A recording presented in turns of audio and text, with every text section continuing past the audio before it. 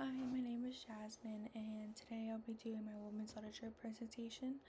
And I can't do my slides on here for you guys to see both myself and the slides, so I'll just be linking my slides here on Canvas so you guys can go ahead and see it. But let's go ahead and get started, and I hope you guys enjoy my presentation. So the woman that I picked is Caroline Forsch, and she is an American poet who focuses on human rights concerns.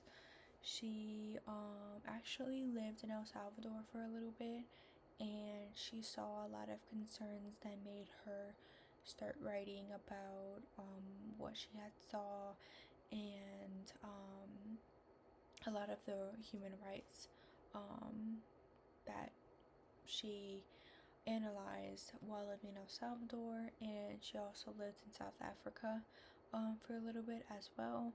And actually, her first, I believe this is one of her first books, but one of the books that she had wrote was The Country Between Us, which contributes to her living in El Salvador and maybe living in South Africa.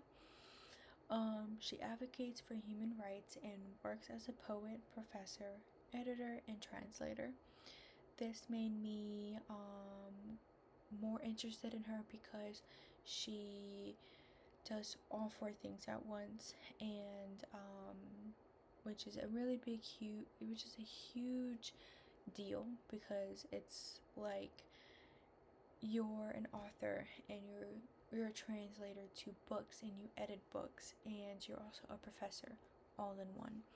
And it really amazes me that she does all of this, and she enjoys it. And she actually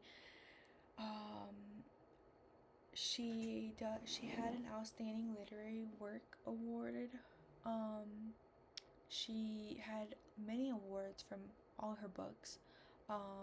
She had authored 5 poetry books.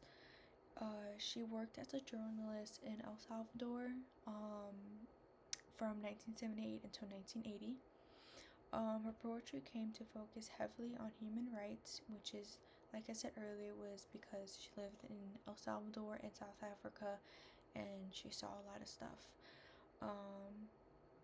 Then the Academy American Poet Lamont Poetry Selection showcased one of her works, which was The Country Between Us. She also translated the Claribel Alegria's Flowers, I don't know if I'm saying that right, from the Vicando in 1982. She also wrote the text of El Salvador, which was the work of 30 photographs, in 1983. Going from being awarded from her many awards, she also received fellowships from the Guggenheim Foundation and the National Endowment from the Arts. She, on the slides, I believe it's on presentation 5, I had put 4 books that really caught my attention, that I really want to start reading, and I want to get to know this author.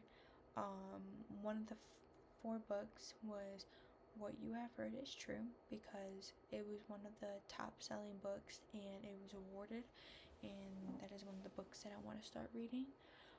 Another book was Gathering the Tribes, and the third one is The Country Between Us, which was one of the books that I had said in the beginning that that she had contributed to her living in El Salvador and South Africa. And another book it is in the lateness of the world.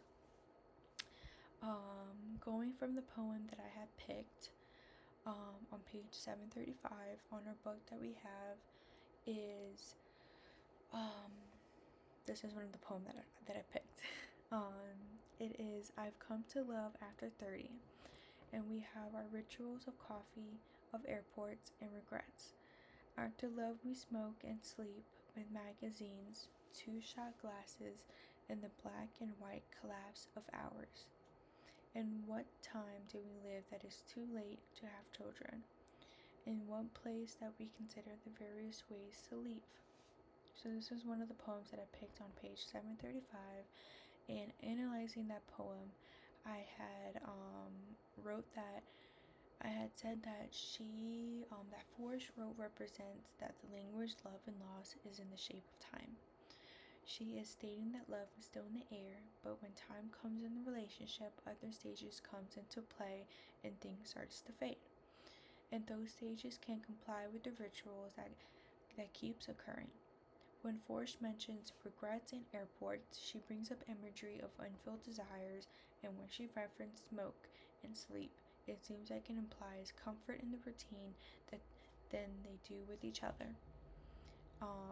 In line 6, in what time do we live that is too late to have children? It conveys the feeling of uncertainty. Um, it may imply that when people usually delay traditions and big milestones for them, to think that it's too late to actually do it. Another line that I found in the poem is that in one place that we consider the various ways to leave. That implies a sort of escape in the relationship, or simply a life or a town or a city. Overall, it's the time, choices, and the unfulfilled dreams form how we are and how we find ourselves from these types of situations. So, what I said was analyzing from the poem and seeing how I felt about the poem. I really grasped about the poem when I first read it, and going into not even to the third stanzas, I really felt connected to this poem because it just felt like it just felt drawn to me because of the language of the love and loss and time, because we all go through that. We all go through that every day.